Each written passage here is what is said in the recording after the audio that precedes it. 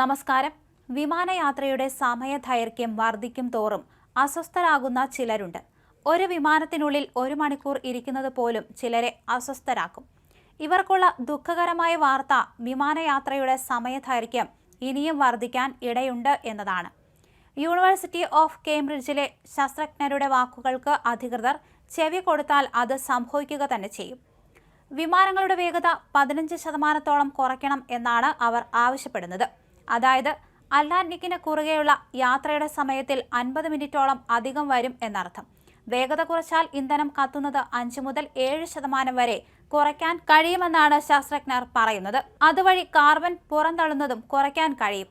നിശ്ചയദാർഢ്യത്തോടെ ത്വരിത നടപടികൾ സ്വീകരിക്കാതെ 2050ഓടെ net zero emission എന്ന ലക്ഷ്യത്തിലെത്താൻ കഴിയില്ലെന്നും ഇവർ പറയുന്നു. വ്യോമയാത്രയുടെ പുതിയ ഭാവി രൂപപ്പെടുത്താൻ 5 വർഷങ്ങൾ എന്ന് പേരിട്ട റിപ്പോർട്ടിൽ ഇന്ധന ഉപയോഗം കുറയ്ക്കാൻ 3 ധീരമായ നടപടികളാണ് നിർദ്ദേശിക്കുന്നത്.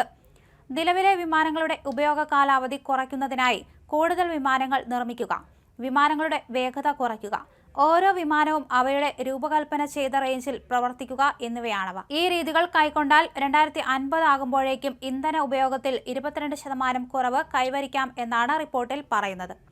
ധീരമായ പല നടപടികളുമുണ്ടെന്നും ഇവയിൽ പലതും നടപ്പിലാക്കുന്നതിൽ നിലവിലെ രീതികളിൽ സമൂല പരിവർത്തനം ആവശ്യമാണെന്നും അതിൽ പറയുന്നു.